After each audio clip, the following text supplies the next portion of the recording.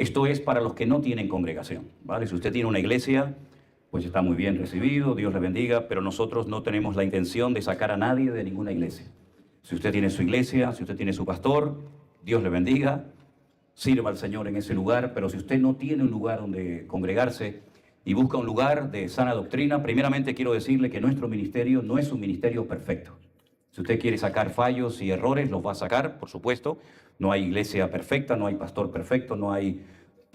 Simplemente tratamos de agradar al Señor lo mejor que podemos y no salirnos nunca de la palabra del Señor. Cuando nos salimos de la palabra del Señor, los errores pueden ser terribles. Y así, lamentablemente, en estos años nos hemos encontrado con mucha gente. Y déjenme que les diga algo. Durante el tiempo de la pandemia nos escribían gente, y nos siguen escribiendo realmente de medio mundo. Pero, gracias. Sobre todo una temporada que me escribía mucha gente del Perú. Yo nunca me imaginé que iba a poder estar en alguna ocasión aquí. Gracias al Señor lo estoy.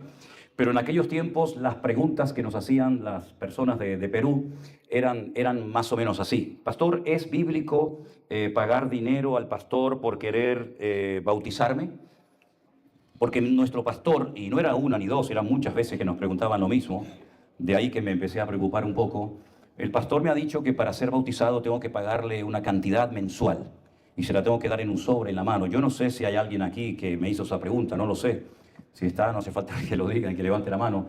Pero yo le decía, no, hermana, no, hermano, usted no tiene que pagar absolutamente nada por ser bautizado y mucho menos una cantidad estipulada por el pastor, porque eso es una herejía, eso es un disparate. Así que lo que yo siempre le digo a la gente, si usted está en un lugar de eso, salga corriendo lo antes posible, porque eso no es bíblico. Y si usted se queda, se hace copartícipe de esa mala enseñanza. Después no se queje.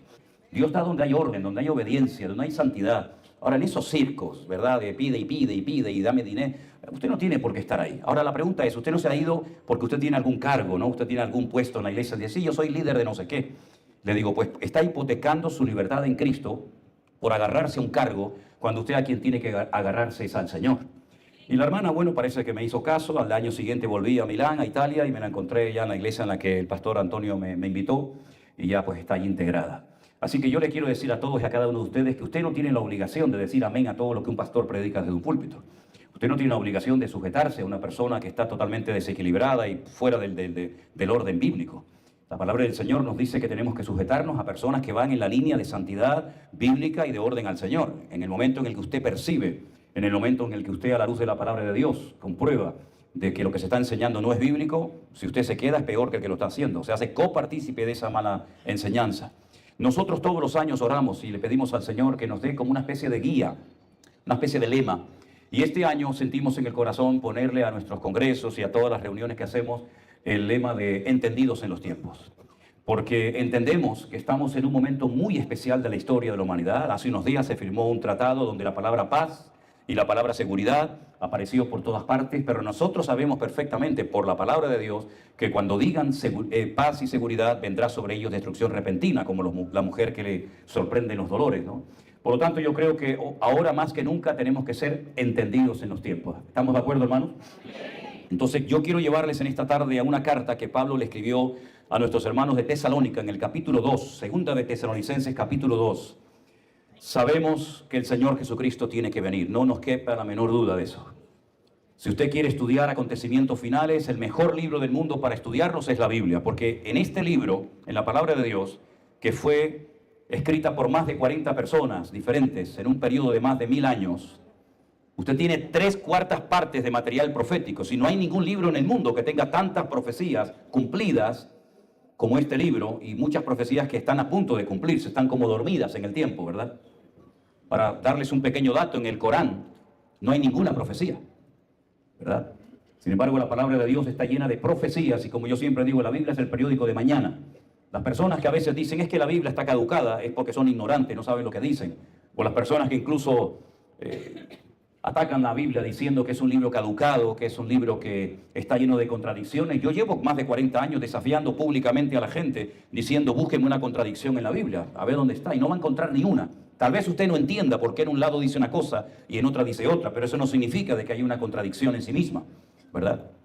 Así que en segunda de Tesalonicenses, el apóstol Pablo, a una iglesia muy perseguida, en la cual estuvo muy poco tiempo, le escribe 2 cartas. Esta sería la segunda.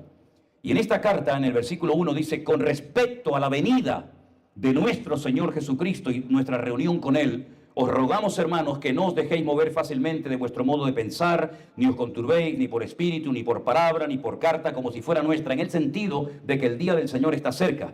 Nadie os engañe en ninguna manera, porque no vendrá sin que antes venga la apostasía y se manifieste el hombre de pecado o el hijo de perdición, cuya característica, o una de las características, es que se opone y se levanta contra todo lo que se llama Dios, o es objeto de culto, tanto que se sienta en el templo de Dios haciéndose pasar por Dios. ¿No os acordáis que cuando yo todavía estaba con vosotros os decía esto? Y ahora vosotros sabéis lo que lo detiene, a fin de que a su debido tiempo se manifieste. Ya está en acción, si esto lo dijo hace 2000 años, imagínense ahora. Ya está en acción el misterio de la iniquidad, solo que hay quien al presente lo detiene, hasta que él a su vez se ha quitado de en medio. Y entonces se manifestará aquel inicuo, a quien el Señor matará con el espíritu de su boca y destruirá con el resplandor de su venida. Escuche este dato muy interesante. Inicuo, perverso, maligno, cuyo advenimiento, cuya aparición es por obra de Satanás, con gran poder y señales y prodigios mentirosos, con todo engaño de iniquidad para los que se pierden.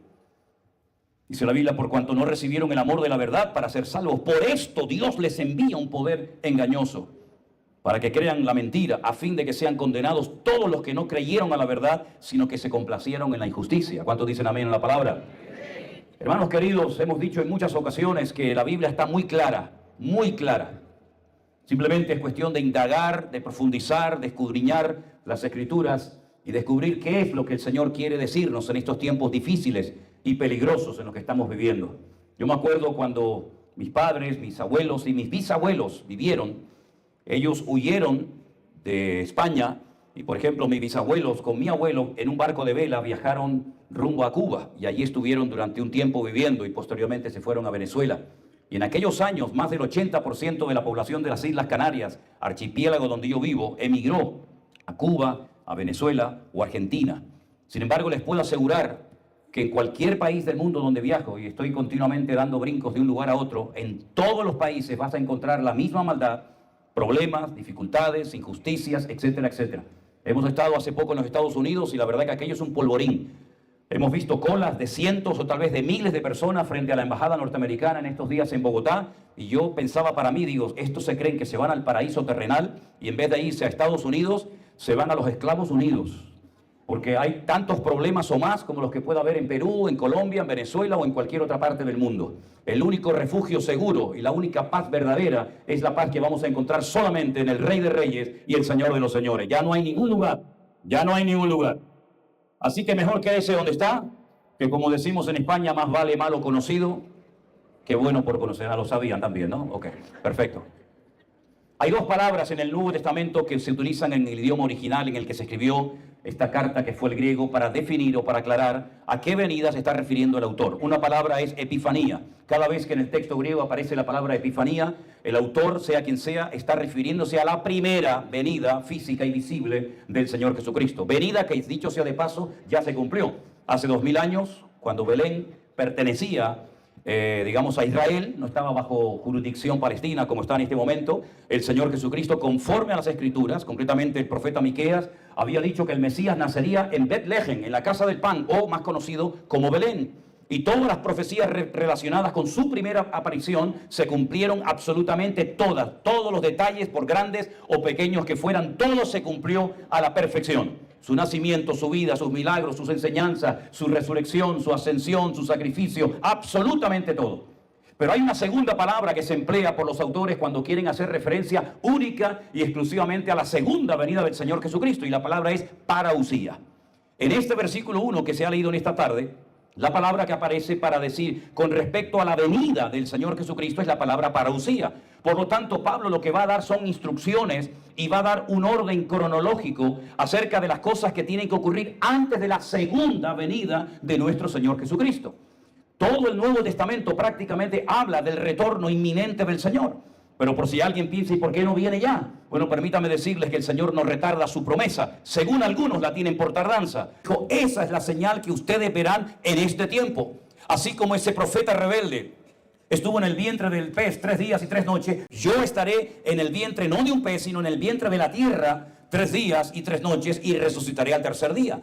Es decir, cada generación ha tenido sus señales. El templo, la salida de Egipto, el maná en el desierto, etcétera, etcétera. Nosotros tenemos una lista enorme, enorme, gigantesca de señales que se tienen que producir, se tienen que manifestar antes de que aparezca el Señor Jesucristo. Voy a decir exactamente lo mismo que dije hace unos días en Bogotá cuando estaba predicando la palabra. Le dije, hermanos, tranquilos, hoy no va a venir el Señor Jesucristo. Y algunos hermanos se quedaron como sorprendidos. Pero al día siguiente les pregunté y les dije, ¿se acuerdan de lo que les dije ayer? Que hoy no iba a venir el Señor Jesucristo. Pues aquí seguimos. Y yo les digo a ustedes, hermanos de Lima, hermanos de Perú en esta tarde, hoy no va a venir el Señor Jesucristo. Y algunos se preguntarán, pero hermano, ¿y cómo se atreve a hacer semejante declaración? Bueno, si me equivoco, y por lo que sea subimos todos a la presencia del Señor, allí les tendré que pedir perdón a cada uno de ustedes. Pero si mañana usted viene, o el siguiente culto, o cuando sea, usted viene y seguimos aquí, entonces lo que dije no era mentira. No es que no crea en la segunda venida ni el arrebatamiento de la iglesia. Claro que creo en todo esto, pero sabemos por la palabra de Dios que hay una serie de señales, una serie de acontecimientos que se tienen que producir antes de que el Señor venga. Él va a venir, no le quepa a usted la menor duda.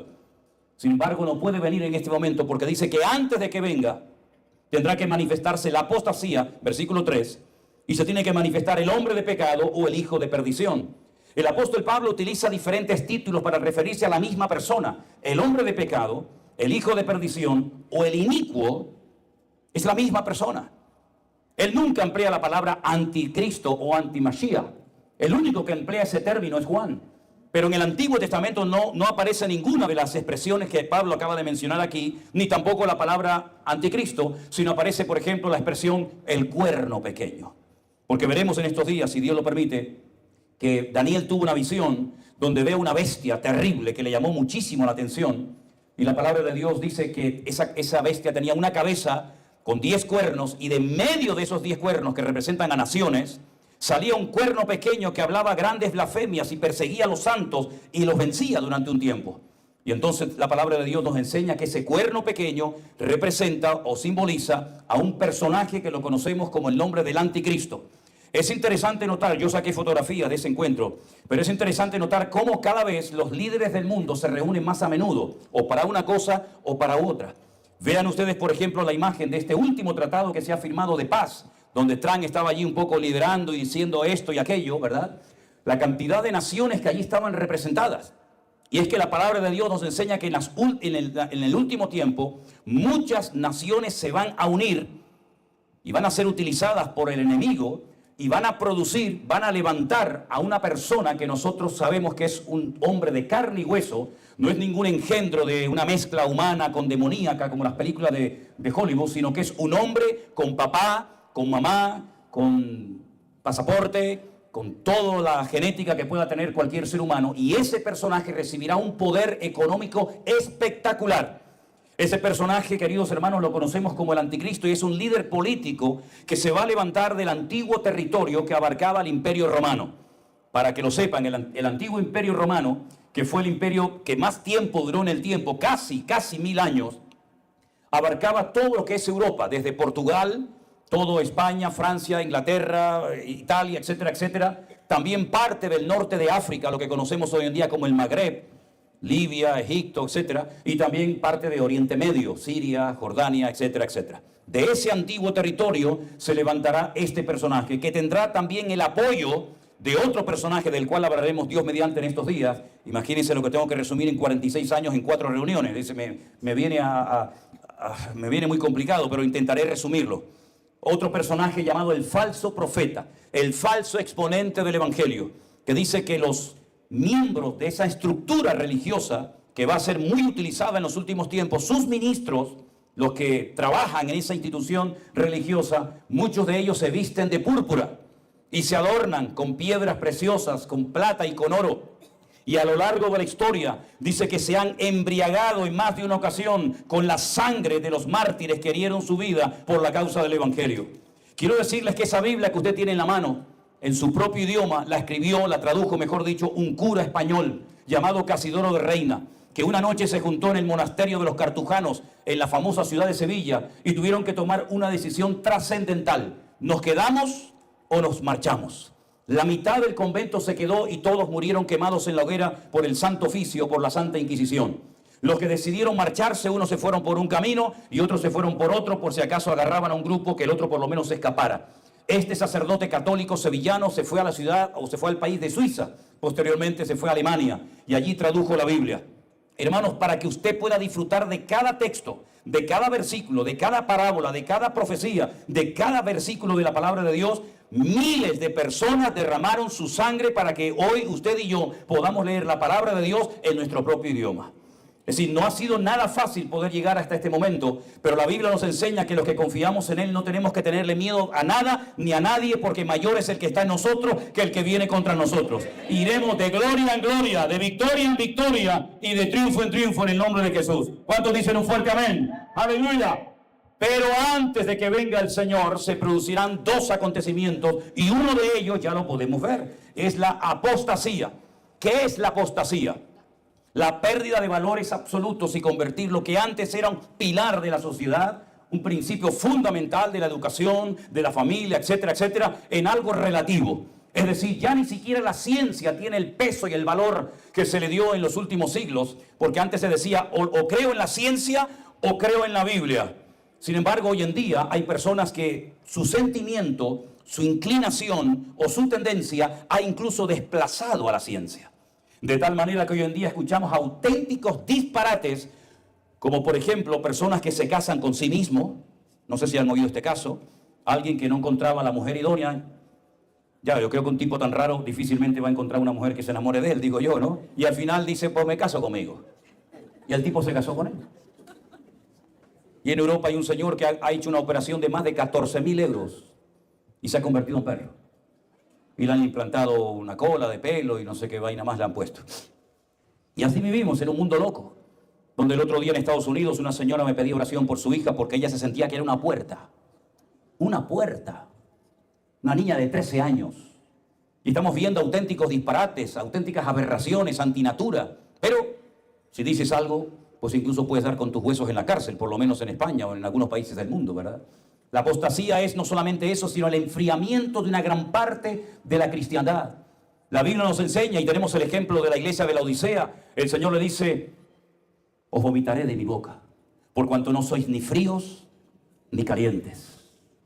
Ellos decían, nos hemos enriquecido, de ninguna cosa tenemos necesidad. Sin embargo, cuando el Señor la confronta, le dice, ustedes son ciegos, desnudos, pobres, desventurados. Habían perdido la presencia del Señor de los cultos y no se habían dado cuenta. No se habían percatado. De ahí el texto que dice, aquí estoy, a la puerta llamo. Si alguno oye mi voz y abre la puerta, entraré a él, cenaré con él y él conmigo. ¿Cómo es posible que una iglesia entera habían perdido lo más hermoso que podemos tener, que es la presencia del Señor? ¿Y a quién le cantaban entonces? Ya no estaba el Señor hacía mucho tiempo, como por ejemplo también pasó en el templo de Jerusalén, que el Señor le mostró en visión al profeta Ezequiel, que él quitaba la gloria de su presencia del templo y nadie se había dado cuenta, ¿verdad? La apostasía es eso, no solamente la pérdida de valores absolutos y convertir todo en relativo y en emocional, sino también parte del enfriamiento de la iglesia. ¿Y por qué se enfría tantos cristianos? Bueno, seguramente porque pusieron su mirada y su confianza en los hombres, en los pastores. Hemos conocido en estos años cientos, no quiero ser exagerado, pero cientos de hermanos que ya no se congregaban en ninguna parte. Y creo que el tema de la iglesia virtual ha sido un instrumento tremendamente poderoso que el Señor ha utilizado y sigue utilizando y seguirá utilizando para despertar otra vez el interés en muchos hermanos que salieron heridos, lastimados, desilusionados de su congregación. Y sin embargo, el Señor los seguía amando, pero ellos pensaban que ya no servían absolutamente para nada. Y muchos se sentían como una especie de mueble viejo que ya no sabían ni dónde meterse. Y dice que por haberse multiplicado la maldad, el amor de muchos se enfriaría. Y ya le decía Pablo a otro pastor joven llamado Timoteo, que el Espíritu dice claramente, sin lugar a dudas, que en los postreros días algunos apostatarán de la fe, escuchando a espíritus engañadores y a doctrinas de demonios. Es decir, todo ese desorden, todo ese caos, esa anarquía o esa apostasía se va a manifestar en los últimos tiempos. Y estamos viendo, amados hermanos, que el mundo, el espectro evangélico, Está tan contaminado que hay mucha gente que dice, yo no quiero saber nada de ustedes los evangélicos. Yo me acuerdo un día que entré a una tienda de estas de productos, de cosas de segunda mano, para comprar un puntero, estos láser, para señalar y dar algunas clases. Y el muchacho que me atendía era un colombiano. Y yo enseguida me di cuenta por el acento que era colombiano y le dije, ah, ¿tú eres colombiano? Y él me dice, ¿y cómo lo sabes? Le dije, bueno, yo conozco muchos colombianos, conozco el acento porque soy pastor y tengo muchos hermanos colombianos. Y me dijo, ah, ustedes son los que se roban la plata de la gente. Ese era el concepto que el muchacho tenía de los pastores. Y no me extraña. Con el ejemplo que algunos han dado, honestamente, es para tener ese concepto o aún peor. Y estamos viendo que el nivel de divorcios y de separaciones en la iglesia evangélica en proporción ha superado casi a los del mundo, a los inconversos. Y estamos viendo que hay hoy en día iglesias que son pasarelas de modelos donde la gente viene a exhibir sus dones, sus talentos, sus habilidades, ¿verdad? Y estamos viendo que son auténticos circos donde ya la gente no quiere ni entrar y se han convertido en auténticas empresas de negocio, de marketing, donde lo tienen todo tan bien ordenado que no le interesa tu santidad, no le interesa tu bienestar espiritual o tu desarrollo, crecimiento espiritual, lo que le interesa es tu bolsillo, lo que le interesa es tu cartera. Por eso siempre nosotros decimos el Centro Evangélico Vida Nueva, para la gloria de Dios, no se caracteriza por pedirle plata absolutamente a nadie, ni en las redes sociales, ni en los cultos, ni en ninguna parte. Porque el Señor es mi pastor y nada me faltará y Él sabe lo que mi vida necesita. Y cuando oramos en secreto, Él nos recompensa en público. Bendito sea Dios. Si algún día se levanta una ofrenda es para cubrir los gastos, pero no es para llenar el bolsillo a una persona que no necesita ese dinero en ese momento. Así que todo eso son señales, son características de los últimos tiempos. Falsa doctrina, falsas enseñanzas, manipulación de las Sagradas Escrituras, sacando textos del contexto para formar auténticos pretextos y la gente en su ingenuidad pues siempre dicen amén a todo. Esa es una de las características de los últimos tiempos, pero otra es, como dice aquí, la manifestación del hombre de pecado, del hijo de perdición, el cual se opone y se levanta contra todo lo que se llama Dios o es objeto de culto. Y da un dato del apóstol Pablo muy interesante, dice, tanto que se sienta en el templo de Dios, haciéndose pasar por Dios. Es decir, la Biblia nos está diciendo de una forma clara que el templo de Jerusalén va a volver a ser reconstruido. Y les puedo asegurar que hay miles, por no decir millones de judíos en todas partes del mundo que han dado millones y millones de dólares para que se haga realidad lo antes posible la reconstrucción del tercer templo de Jerusalén. Ya está todo listo, hermanos. Ya está todo preparado. Había un pequeño detalle, por decir así, ¿no? Había un pequeño detalle y es que hace falta un animal cuyas características es que es una vaca cuyos pelos son todos como rojizos, como rojos. Hay un capítulo entero en el libro de Números que habla acerca de lo que se conoce en hebreo como la pará adumá, la vaca bermeja o la vaca roja.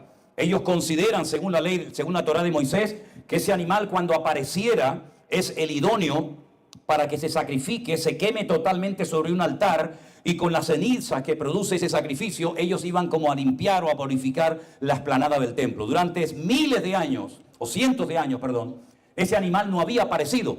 Pero este año, no sé si hay alguien aquí que me acompañó a mí en el mes de marzo a Israel, por allá atrás hay alguien, en el mes de marzo yo llevé por primera vez, porque no es un sitio un poquito así, estilo así, estos barrios así que ustedes conocen, ¿no? Un sitio así, territorio comanche. Los llevé a Shiloh. Shiloh es donde estuvo el templo durante más de 400 años. Allí fue donde se crió Samuel con Elí y sus hijos corruptos, ¿verdad? Ofni y Fines, allí donde subía Ana cada año, ¿verdad? Bueno, pues allí en ese lugar, Shiloh, nos pusieron una película del tabernáculo y cuando terminó la película abrieron como las cortinas y aparecieron detrás de las cortinas 5, no una ni dos, 5 parás adumá, 5 vacas rojas, preparadas para que en cualquier momento suban los judíos que tienen ese sueño de subir a la explanada del templo, purificar el templo y reconstruirlo por tercera vez. El primero fue construido por Salomón, fue destruido por Nabucodonosor. El segundo fue construido en la época de Esdras, de Nehemías y de Esther. Fue destruido en el año 70 por los romanos.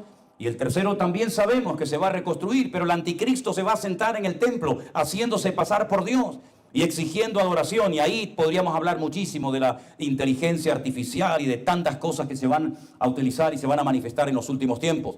Todavía este personaje no se ha manifestado, pero la Biblia nos da muchísimos detalles de este personaje. Ya dije de dónde va a surgir, así que hermanos peruanos, tranquilos que no va a surgir de aquí de Perú, no se haga ningún problema. Pero la Biblia dice, por ejemplo, que este personaje va a querer que lo adoren, va a tener todo el poder económico y militar de muchísimas naciones que lo van a apoyar. Satanás, como vamos a ver en estos días, le va a dar poder, autoridad y una sede de gobierno. Eso es lo que significa un trono, un lugar donde se van a dictar leyes. La economía mundial va a cambiar radicalmente. De hecho, ya hay muchos lugares en el mundo donde el dinero ya no lo quieren. Tiene que ser todo en tarjetas, y llegará un momento que las tarjetas desaparecerán, porque una de las cosas que pretende el mundo, y cada vez lo están tratando de conseguir es el control de la población mundial, marcarlos como si fueran animales y que nadie pueda comprar, ni vender, ni hacer absolutamente ninguna transferencia, ni ninguna especie de negocio, a menos que tengas la característica metida dentro de tu propio cuerpo. Es impresionante, queridos hermanos, cómo toda la tecnología para que estas profecías se cumplan ya están en la actualidad en plena vigencia. Para nosotros, hermanos queridos, hay muchas cosas que Juan escribió, que Daniel escribió, que el pobrecito no las entendía, porque ni siquiera las podía expresar con palabras, porque le faltaba vocabulario. Imagínense solamente por un instante, el apóstol Juan, pescador de Tiberias, anciano, casi 100 años, recibiendo visiones y revelaciones de aviones con bombas que lanzaban, con tanques de guerra, ataques nucleares, bacteriológicos, químicos. ¿Cómo va a describir ese pobre hombre todo lo que para nosotros hoy en día sabemos que existe y es normal? Hermanos queridos, yo no sé por qué el Señor permitió que naciéramos y viviéramos y estemos en el planeta Tierra en esta época, pero lo que sí sé, que no hay casualidades. Y lo que también sé, que la iglesia tiene que despertar y dejarse de perder el tiempo en tonterías. Miren, si algo bonito hemos visto en estos años, en estas reuniones que hacemos en Colombia, en Guatemala, en Estados Unidos, en México y en muchos lugares, es ver algo hermoso que muchos hermanos no habían visto nunca, y es, por ejemplo, hermanos de diferentes denominaciones o hermanos de diferentes iglesias que incluso viven hasta en la misma ciudad, que no se conocían, que no se hablaban, que a veces creían que eran como hasta enemigos. Resulta que se encuentran en una reunión como esta y disfrutan juntos alabando al Señor y escuchando su palabra, porque aquí no venimos, hermanos, para hacer proselitismo. Aquí venimos para estar los hermanos juntos en armonía, porque donde estamos juntos en armonía, el Señor envía bendición y vida eterna. Y por eso estamos aquí en esta tarde. Bendito sea nuestro Dios y a su nombre, gloria a nuestro Dios, aleluya. Y si el Señor permite que pasemos por momentos difíciles, que los vamos a pasar, no tengan ningún problema, porque el Señor nos va a dar la fortaleza necesaria para después del día malo estar firmes y, habiendo acabado todo, levantar en alto el nombre, sobre todo nombre, de nuestro Señor Jesucristo. Ahora el Señor ya viene desde aquellos días de la pandemia. Quiero preguntar algo. ¿Cuántos en el tiempo de la pandemia vieron aquellos cultos que yo predicaba, sillas blancas vacías? Uy, muchos. Pensé que eran menos, créanme.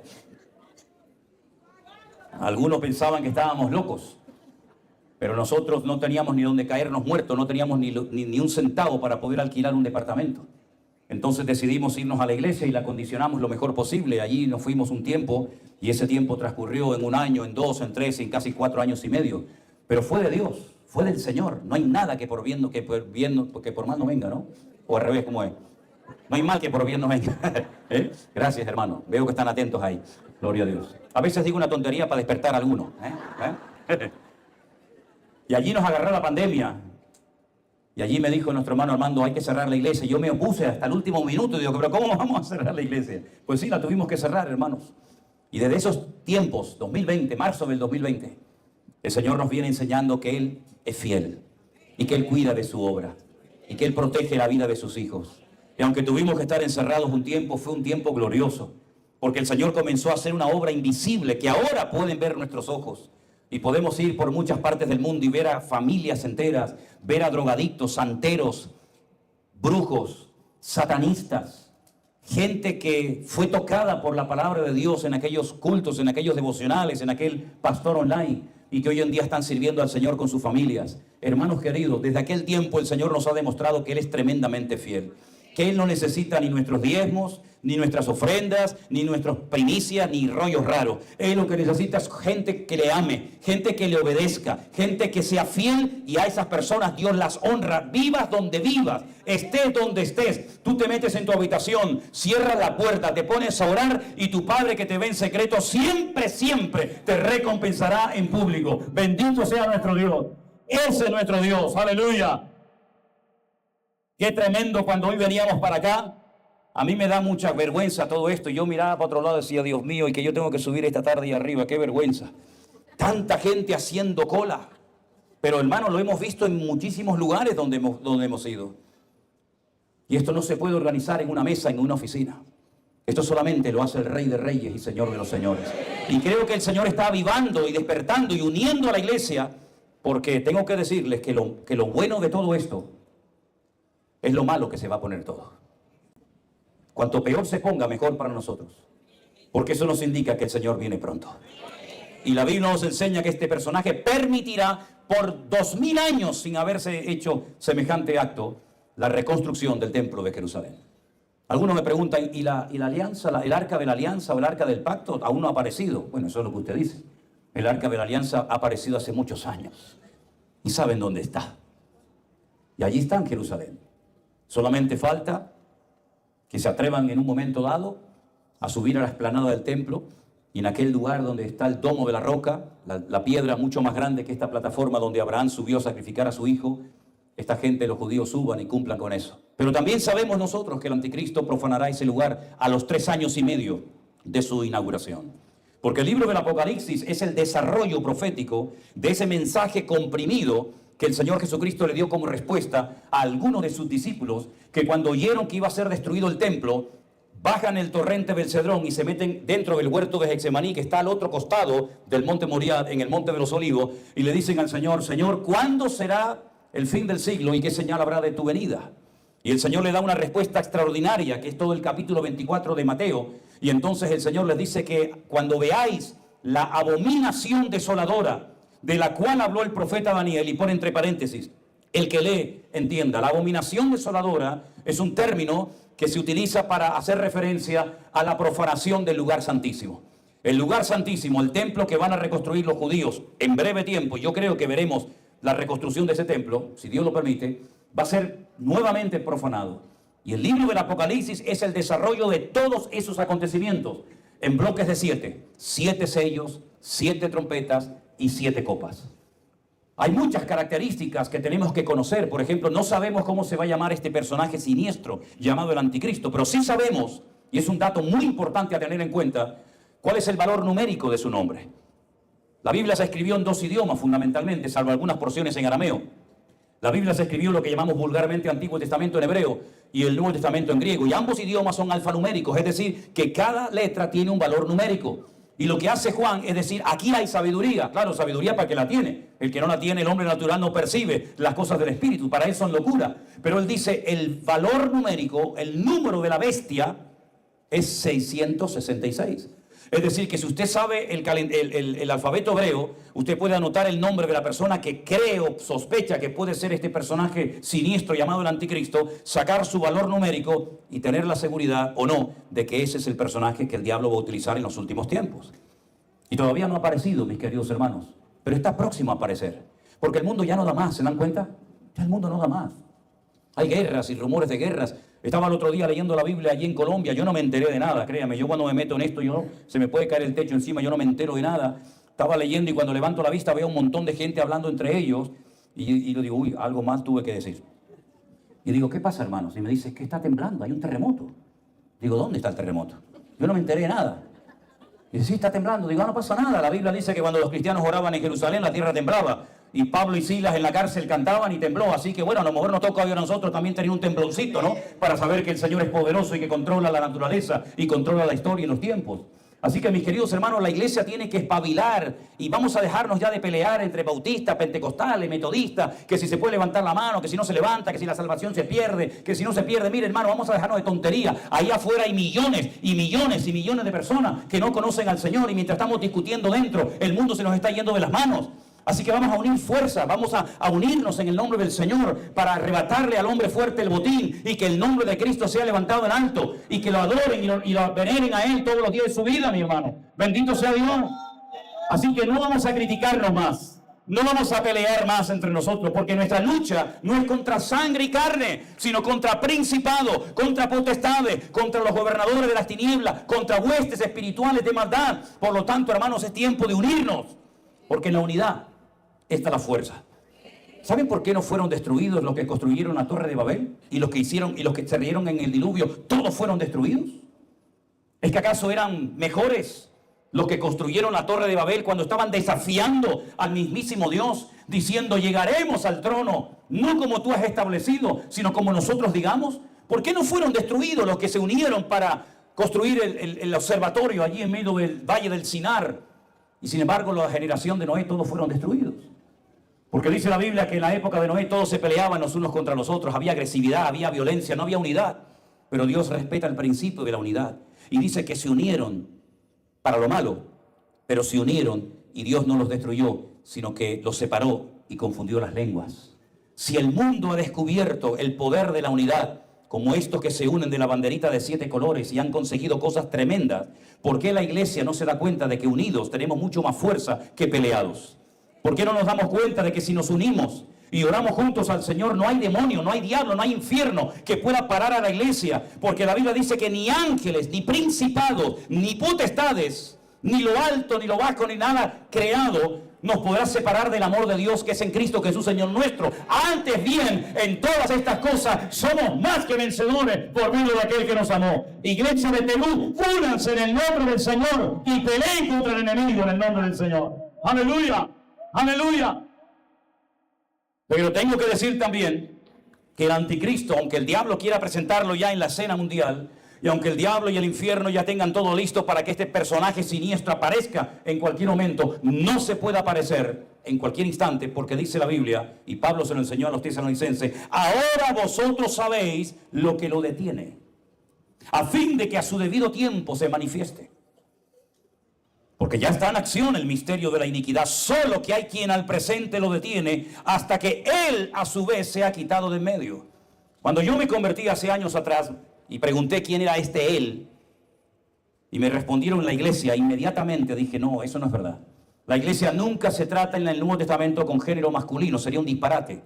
Si Cristo es el amado, el esposo, el novio, ¿cómo va a haber una relación con un género masculino cuando él mismo ha prohibido eso en la Escritura? Se nos desbarata toda la teología, ¿verdad? Entonces me decían el Espíritu Santo.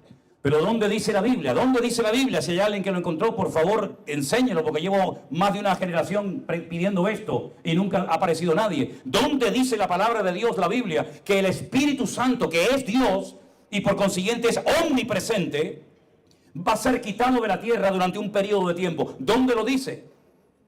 El argumento que presentan es que como la iglesia no va a estar, el Espíritu Santo tampoco puede estar. Pues eso es un disparate. ¿Es que acaso el Espíritu Santo de Dios, que es Dios, necesita de alguien o necesita de la iglesia para estar o no estar en un lugar? ¿Es que acaso no empieza la Biblia diciendo en el principio creó Dios los cielos, plural, y la tierra, singular, y el Espíritu de Dios se movía? No había iglesia, no había Israel, no había profeta, no había apóstoles, no había nada. Pero sin embargo ya estaba allí el Espíritu de Dios. El Espíritu de Dios no necesita de la iglesia para estar. La iglesia sí necesita del Espíritu de Dios para poder sobrevivir. Sin embargo, el Espíritu Santo no te necesita a ti para nada. Lo que el Señor hace a través de nuestras vidas no es por nuestros méritos. No te olvides que somos un muñeco de barro con el aliento divino usado temporalmente por la gracia de Dios. Yo tengo la misma, soy del mismo material que tú, muñecos de barro, que en cualquier momento podemos desaparecer. Por lo tanto, no es el Espíritu Santo, primero porque no es bíblico, segundo porque la iglesia no tiene el monopolio, el control absoluto del Espíritu Santo. Pero sin embargo, el Pablo le decía a los hermanos de Tesalónica, hay alguien que está impidiendo la manifestación de este personaje. Aquí tenemos que explicar un poco en lo que consiste el mundo espiritual. Saben, cuando yo comencé a leer la Biblia hace muchos años, una de las cosas que me chocó instantáneamente es que creí que se me habían escapado detalles en cuanto a la lectura que estaba leyendo. Leía que Dios creó al hombre, creó a la mujer, pero inmediatamente comencé a darme cuenta, por ahí por el capítulo 3, que había otro personaje que no dice ni el 1 ni el 2, dónde Dios lo creó ni cuándo, pero sin embargo ahí estaba y era Satanás utilizando la serpiente. Y daba otra vez marcha atrás pensando que se me había escapado algún texto y me volvía loco. Y decía, ¿de dónde salió este personaje? Pero peor fue cuando la Biblia dice que el Señor expulsó del jardín del Edén, porque el jardín del Edén, mientras vivían en santidad, en orden y alineados con el Señor, era un paraíso. Pero en el momento en que pecaron, era el lugar más peligroso del mundo. Y el Señor les hizo un favor a Adán y Eva expulsándolo. ¿Por qué? Porque allí estaba el árbol de la vida. Y el árbol de la vida produce en la persona que lo come vida eterna. Y si ellos ya eran pecadores y comían ahora del otro árbol de la vida, se convertirían en eternamente pecadores. Por lo tanto, lo que antes era un paraíso, ahora era un peligro. Y el Señor los echa y pone en la puerta del paraíso ángeles para que custodien la entrada y no puedan volver atrás.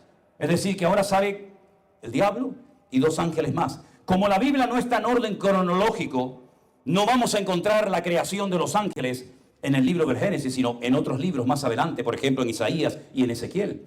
Pero el mundo espiritual es tan real, de hecho existió antes del mundo natural. Y vivimos en un mundo, hermanos, dominado por la materia, por el espacio, por el tiempo. Pero hay un mundo espiritual. Aquí dentro hay ángeles de Dios en esta noche. Aquí dentro está el Señor Jesucristo, nuestro amado y querido Salvador. Pero no lo vemos, porque el mundo natural tiene sus características y también sus limitaciones. Y salvo raras excepciones, el Señor no nos permite vislumbrar y ver ese mundo espiritual. Sin embargo, ellos sí nos ven a nosotros. Pero no tenemos que tener ningún temor. Hay creyentes que han desarrollado como una especie de habilidad viendo al diablo por todas partes. Espero que aquí no haya ninguno de esos. El diablo no sé qué, el diablo no sé cuánto. Sin embargo, usted tiene que desarrollar la habilidad de ver a su Señor en todas partes, porque el que está en todas partes es el Rey de Reyes y Señor de los Señores, y no el diablo. Bendito sea Dios. Aleluya. Yo veo al Señor por todas partes. Si usted quiere ver al otro, cada uno mira lo que quiera. Pero ¿saben qué? El mundo espiritual es real. Y si el mundo no ha salido en pedazos rotos por todas partes, porque hay una protección sobrenatural sobre esta tierra. Incluso ese pequeño pueblo que no llega ni al 0,01% de la población mundial, uno de los países más pequeños del mundo, que no se puede poner en un mapa ni siquiera el nombre encima porque lo tapa. Lo tienen que poner fuera, es un país llamado Israel. Y parece mentira, un país tan pequeño, donde hay tan poca población, que están todo el santo día en la televisión, en la radio, en los periódicos, hablando siempre de lo mismo. Y tú dices, ¿por qué no hablan de países que son mucho más grandes? ¿Por qué no hablan de nuestros hermanos que mataron la semana pasada en el Congo? O anoche mataron a 50 hermanos, le cortaron la cabeza y quemaron iglesias en Mozambique. ¿Por qué no hablan de eso? ¿Por qué no hablan de los 7.000 hermanos nuestros que han muerto en lo que va de año, por ejemplo, en Nigeria? No, eso no interesa. Todo es Israel, Israel, Israel y vuelta con Israel. Pues escuchen bien, hermanos. La Biblia nos enseña que hay un arcángel guerrero, un general en el ejército de Dios, que ha recibido la orden del Creador de proteger y de cuidar a ese pueblo. Porque Dios le ha dado la gana hacerlo. O usted lo haría mejor si fuera Dios. En Daniel capítulo 12, versículo 1 y 2. Y voy acabando porque creo que después hay otro culto, ¿no? Sí, no, sí. Entonces, le quiero leer en Daniel 12, versículo 1 y 2, para que usted vea la realidad del mundo espiritual y cómo el Señor protege a esa gente y a ese pueblo. Y dice así: en aquel tiempo, el tiempo del fin, se levantará Miguel, el gran príncipe que está de parte de los hijos de tu pueblo. ¿Con quién está hablando aquí el Señor? Con Daniel. ¿Y Daniel de dónde era? Daniel era de la tribu de Judá. Incluso en su nombre, en su ADN espiritual llevaba el nombre de Dios. Daniel, Dios es mi juez. Todo nombre que termina en él, Aleph, Lamed, significa Dios. El gran príncipe que está de parte de los hijos de tu pueblo se levantará. ¿Y qué ocurrirá cuando este personaje entre en acción? Cuando este personaje ve estar, digamos, ahí quieto, entre ya en una batalla espiritual.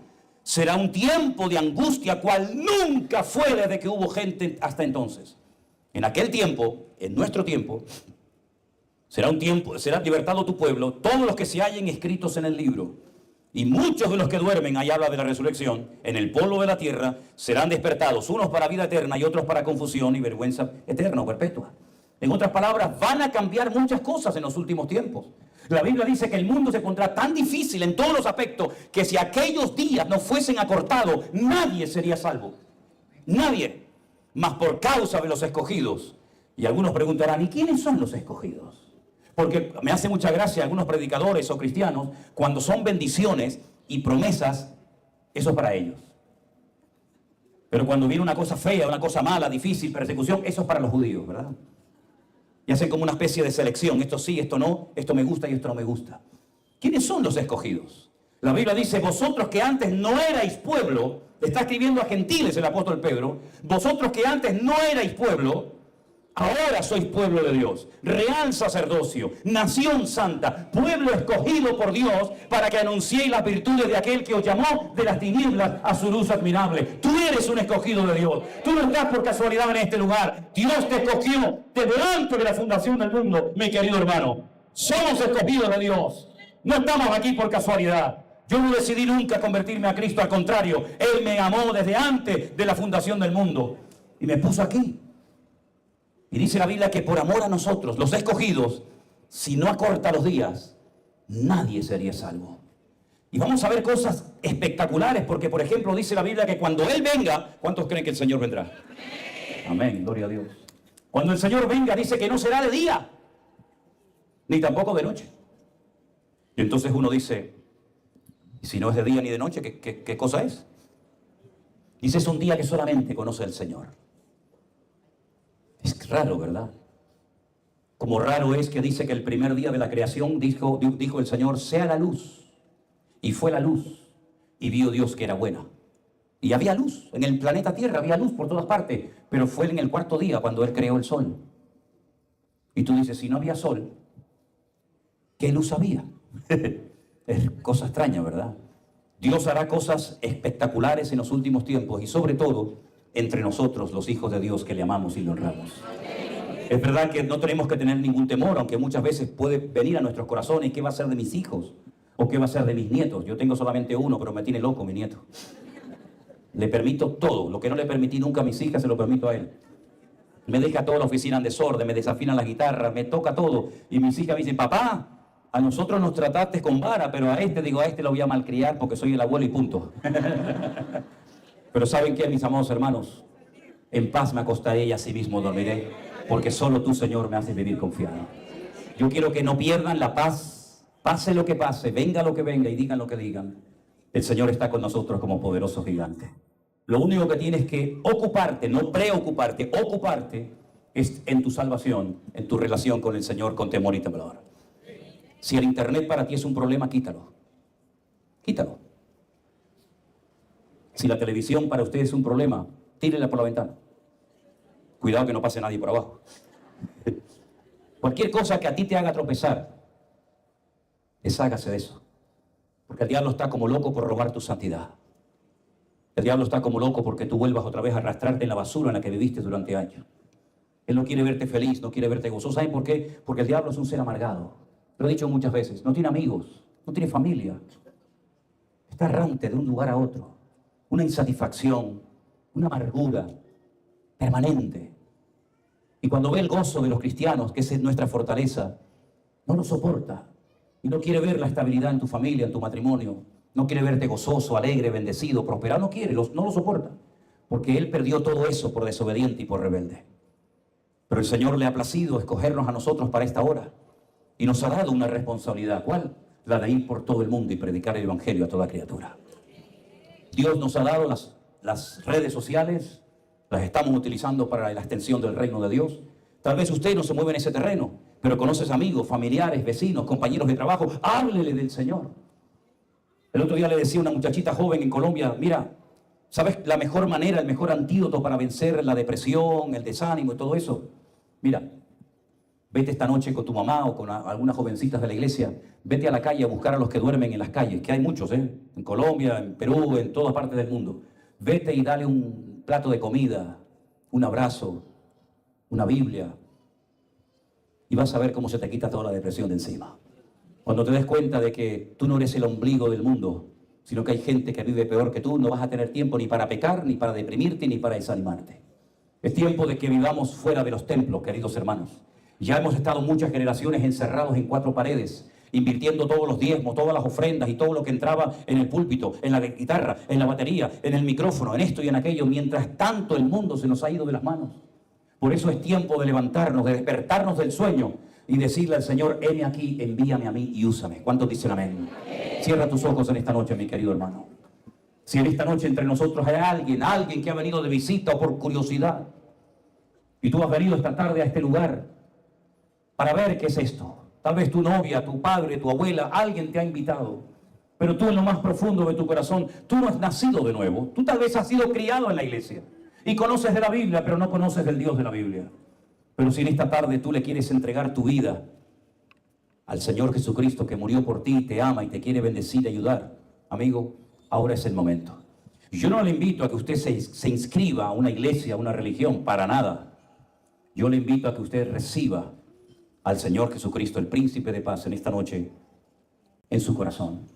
Por eso quiero preguntar y me gustaría orar. ¿Hay alguien en esta tarde que por primera vez te quiere entregar su vida al Señor Jesucristo, pidiéndole perdón por sus pecados y poniendo tu vida en sus manos? Levanta tu mano. Dios te bendiga, Dios les bendiga, Dios les bendiga. Gente que no lo ha hecho nunca, Dios les bendiga. Dios te bendiga a ti también, allá atrás también. Permítame orar por ustedes, ¿les parece? Yo he venido de España, así que he hecho un largo viaje para estar aquí. El único viaje que tú tienes que hacer es de tu silla al altar, nada más. Mira qué fácil, más fácil imposible. Yo voy a invitar a los que levantaron su mano, que quieren recibir a Jesús, que por favor son tan amables, pasen aquí adelante, quiero orar con ustedes. Los demás estamos orando, los demás no nos distraemos, los demás vamos a estar orando, entregándole nuestras vidas al Señor y la iglesia orando, apoyando este acto que es lo más bonito del mundo, llevar almas, aleluya, a los pies de Cristo. Vengan a recibir al Señor Jesús en esta noche en su corazón. Bendito sea Dios. Bendito sea Dios. Aleluya. Venga adelante a recibir al Señor. Gloria a Dios. Gloria a Dios. La Biblia dice que cuando un pecador, un alma se arrepiente en la tierra, hay gozo en los cielos. Aleluya. Gloria a Dios. Gloria a Dios.